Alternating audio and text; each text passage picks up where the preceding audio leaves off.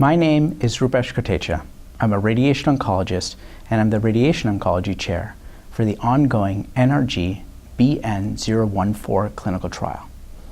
This is a clinical trial in patients who have breast cancer or non-small cell lung cancer leptomeningeal disease. In this study, patients will be randomized to involved field radiation therapy or proton craniospinal irradiation. The most common question that we get asked about this study is, what is the data that was used to generate this clinical trial idea? And is the experimental arm something that is safe and should be tested in the future? And the answer to both those questions is yes. We have data from a phase 1 trial that showed that proton craniospinal irradiation was safely delivered in patients who had leptomeningeal disease. Secondly, we had a phase 2 randomized control trial that showed that proton craniospinal irradiation improved CNS, central nervous system, progression-free survival in this patient population. Interestingly enough, that trial also showed an improvement in overall survival. It wasn't the purpose, the primary objective of that study, but that improvement is really important, especially in this fragile patient population.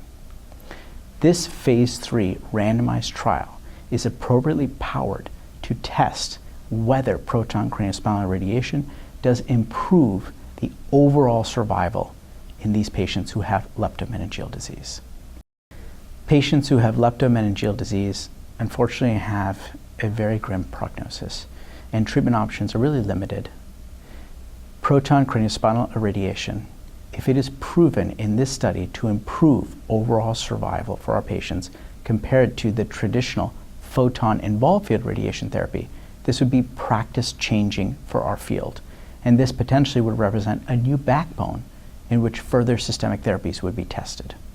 The next step for this research is hopefully to get robust accrual for this study. Now, this study is unique in that it involves proton craniospinal irradiation, so we do depend on the proton facilities, or at least other facilities that can partner with proton centers to ensure that we have a robust accrual to this study. The key things to know about this study is that we have made this a very pragmatic study for this patient population.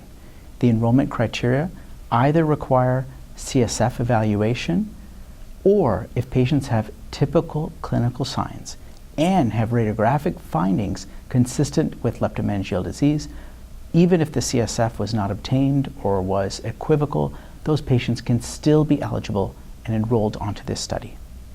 The second piece of information that's key to know is that we know these patients often have radiation therapy previously, either as definitive treatment for their cancer or in the palliative setting. We have accounted for this in the trial design, and as long as patients have received a certain dose of radiation to the spinal cord or to the cauda equina, we have given dose recommendations to allow those patients to be enrolled into this study.